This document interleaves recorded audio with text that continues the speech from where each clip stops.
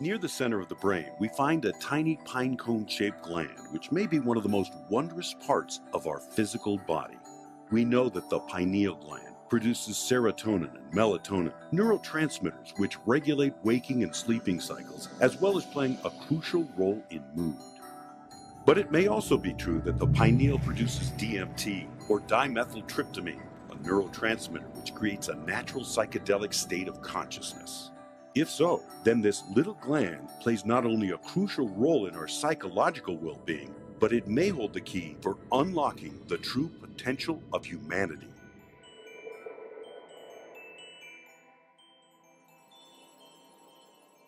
In this gland, there is floating water, a reservoir of water, with crystals that actually have piezoelectric properties. There's also another thing called piezoluminescence. If you have a little lighter and you hit the lighter and then you get that little spark that comes out, that's from a crystal being compressed.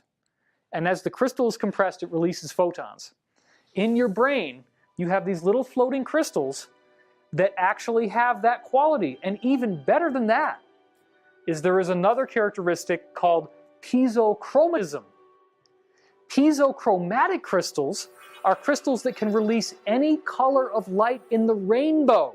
Dimethyltryptamine is the main chemical that seems to do this. When DMT is chipped out of a tray that it was synthesized in, you hit it with a screwdriver, bam, you get these big bursts of colored light.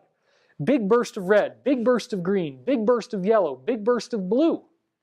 Well, you have these little crystals floating in your brain. DMT is this, dimethyltryptamine. It's what the theory is that it's what's released by the pineal gland that gives us these elevated states of insight. Maybe DMT is the lens of our pineal gland, allowing us to see wider areas of reality than are normally accessible to our senses. You remember that image of like a Buddha with the halo? There's always a halo around the Buddha's head, or Jesus. People say there's a cross behind him in that halo, but it's the beams of light. It's exactly what you can learn or remember to activate. Many ancient esoteric traditions and mystical schools knew of the potential of the pineal.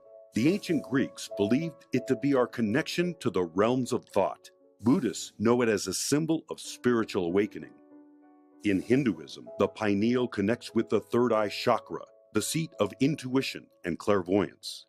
Jesus proclaimed that the eye is the lamp of the body, so then if your eye is clear, your whole body will be full of light. If Rene Descartes is right, and the pineal gland is indeed the seat of the human soul, then these traditions are correct in believing that it serves as the connecting link between the physical and spiritual worlds. How did they know about the third eye? Because each chakra connects in to an organ. So what fascinates me is the sixth chakra plugs into the pineal gland. The pineal gland has photoreceptors on it. And yet they knew that thousands of years ago before they ever knew that there were photoreceptors on the pineal. So that to me, it shows you that we know a lot more in the past than we even do now with our technology.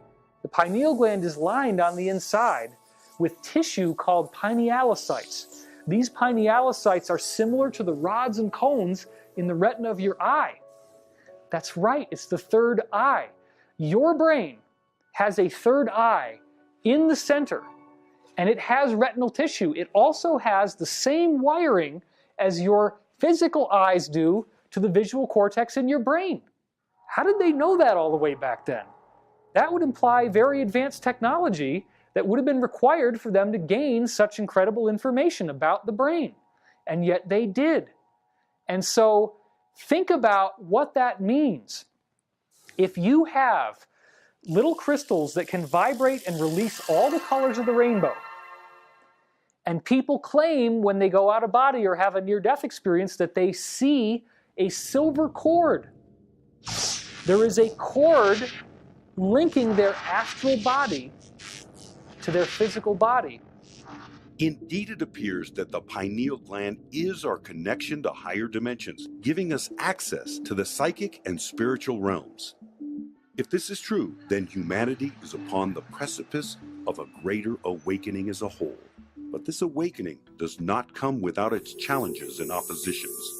It's well known that fluoride interferes with functioning of your endocrine system, the glands. These glands are the gateways to spiritual connection, to energetic layers. And I think what's really going on here is that fluoride shuts the door to spiritual connection. So if you kind of keep the brain locked down, whether it's fluoride in the water, shut down the pineal, aluminum to disrupt the nervous system, these artificial sweeteners, then we're just in a pen.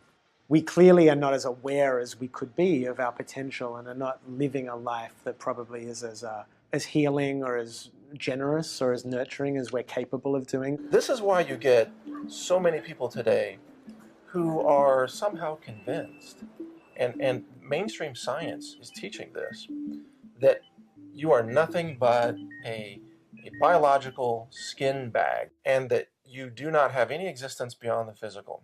You have no consciousness, you have no spirit, no free will, and when you die, you're dead and gone, and that's permanent. That's a very dangerous philosophy. And we are dealing with Alzheimer's, Parkinson's, ADHD, all of these neurological diseases. And so I think there's a concerted effort to dumb down the population so that when they figure these things out, they're paralyzed and don't know what to do, don't know how to respond, or simply can't grasp the concept that it is happening, which is the bigger picture. In the book of Revelation, people that have the mark of the beast on the forehead, that's the closed down pineal gland, the closed down third eye, that prevents them from having access to the cosmic nature of who they are, and that will be transformed. That's a very important part of what's going on here. Spiritual death is transformed into enlightenment, and it will happen in a moment, in the twinkling of an eye. Despite exposure to toxins in our environment and various chemicals in our heavily processed diets, humanity is still awakening.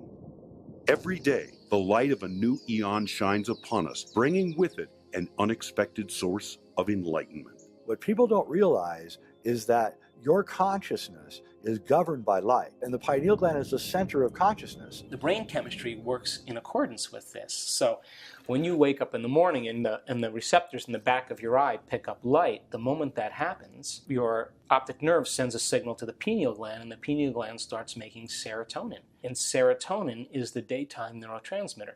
This is all brain chemistry. Light hits your eyes, hits the pineal gland, changes chemicals inside your brain. Serotonin suddenly erupts in your brain. You get happy. That's all part of consciousness, and it's all guided by the sun. The energy of the Earth is higher than it was in 2012, and it will continue to increase. All of the solar storms that are bombarding our Earth has been proven to create psychoactive experience. And so the color of light changes your consciousness. And if the sun is changing, then it's possible that our consciousness is changing. And it's all, I believe, part of this greater awakening that we're going through at this time. This pineal gland activation, you could call it that. You could call it the coming golden age. You could call it the energetic shift that we're going through at this time. It could be that the changing nature of the sun over the last 20 years is what's causing the great awakening that's happening. I take the same data that the universities have garnered and draw a different conclusion. Their conclusion may be that an anionic ratio change creates hallucinations. Therefore, the hallucinations are not real. I take those studies and say that the anionic ratio change opens doors within the pineal and allows us to have multi-dimensional experiences. Knowing that the pineal gland plays a key role to our spiritual evolution, we must undertake the noble effort to make sure our third eye stays open so that we stay connected with the higher realms of being. There is a misconception, I think, for many people that the human auric field is automatically managed. It is not. It requires maintenance. And there are keys and responsibilities to maintaining our auric field. That's why people that are older are like, they lose a bit the joie de vivre. You know, they lose a bit the joy of life. So what you can learn very simply by realizing that all that is in your body and that you can reconnect to it is that you will start to create alpha waves. That's the first step. Then if you've learned how to create these alpha waves, then you can realign all the rest of your head. you know, your pineal gland, your pineal chakra, your pituitary chakra. You can realign everything, and then actually you can open up your third eye. You can reactivate these beams of light. You'll be much more psychic, so telepathic. You'll receive more, you'll be much more sensitive. So in the beginning you get this blast. You're like, whoa, you know, the world is opening up. But after a while, you will just get used to it. It will be normal. So in day-to-day life, yes, it's useful. At the same time, it will become normal. For the first time in history, humanity as a whole is being presented with the opportunity to unlock the dormant potential that's swirling inside each of us.